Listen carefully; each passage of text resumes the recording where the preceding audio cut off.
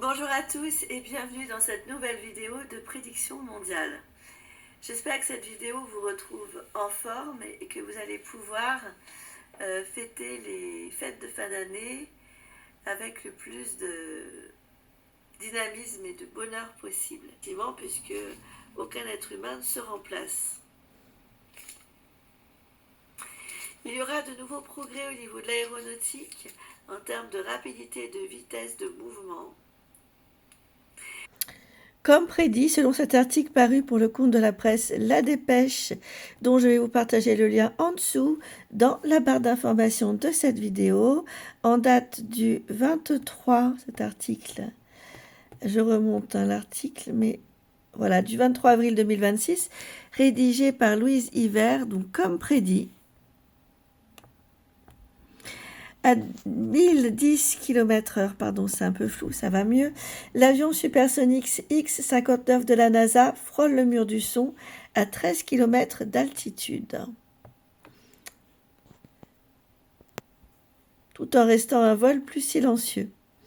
Depuis octobre 2025, l'avion X-59, conçu par Lockheed Martin et la NASA, réalise plusieurs essais de vol au-dessus du sol californien, aux États-Unis.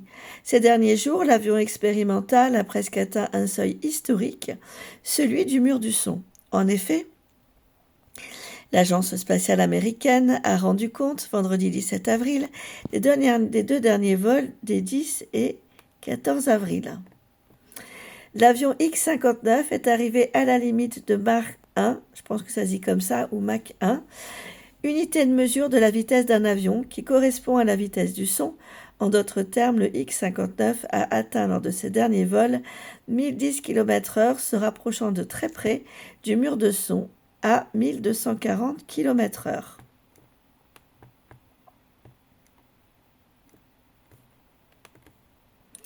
L'avion serait performant dans tous les domaines. Mais la vitesse n'est pas le seul atout du produit de la NASA. L'Agence spatiale américaine a annoncé dans son rapport que les derniers vols du X-59 avaient surpassé ses limites par rapport à son altitude précédente de 32 000 pieds en atteignant 43 000 pieds, environ 13 km.